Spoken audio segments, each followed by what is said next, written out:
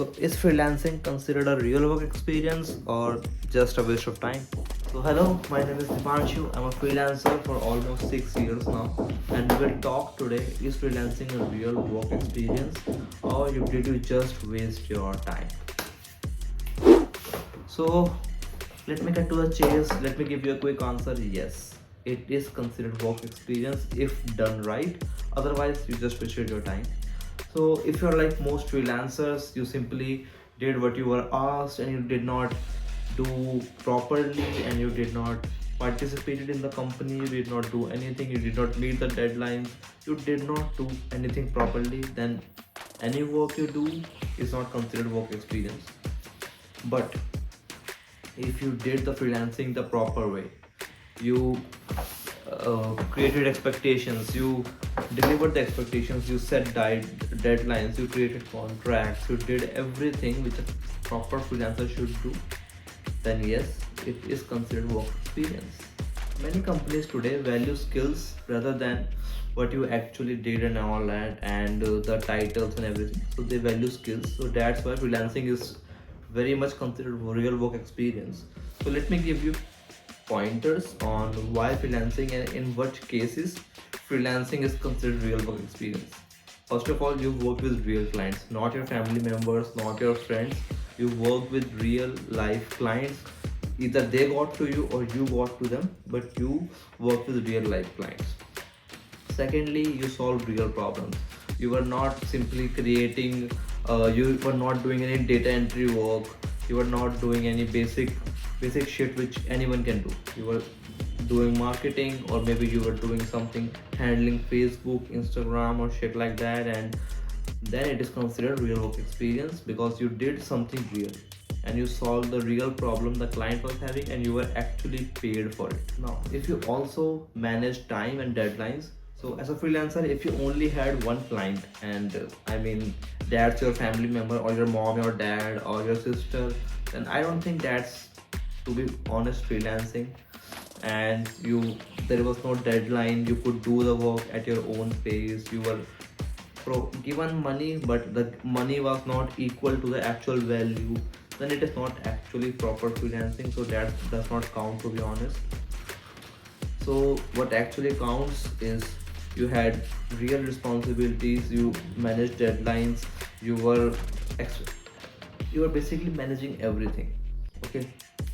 Now, fourth thing, you took responsibility. Even if something happens, which happens all the time in freelancing or in any client business, the client does not like the work, or the expectations were set something else, a lot of things happen.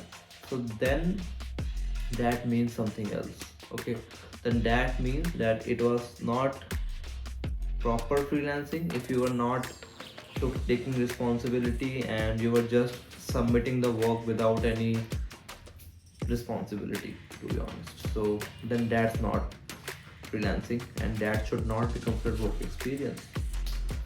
Now, when freelancing might not be valued, let me explain that as well in pointers.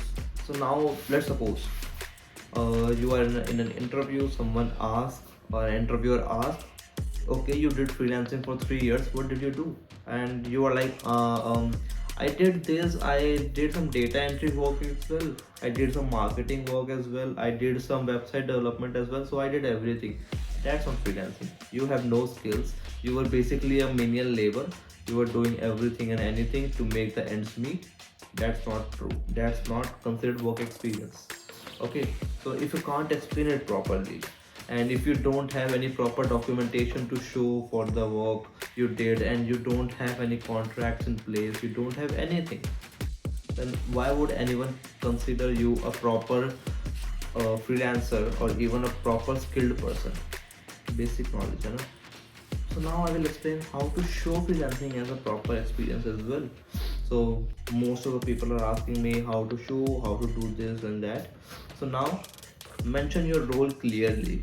If you were doing 1,000 roles in the company, mention only one, the job which you are applying for. Don't mention a data entry role when you're applying for marketing. Don't mention a marketing role when you're applying for sales. Basic knowledge. Mention only the roles which you did properly in the company and what you are applying for. Okay, list the skills you used, list the tools, skills, and everything basically which you know. Not everything like make it this long, make it short. 4 to 5 skills and 4 to 5 tools which you use every day and which are important in that field. Mention that.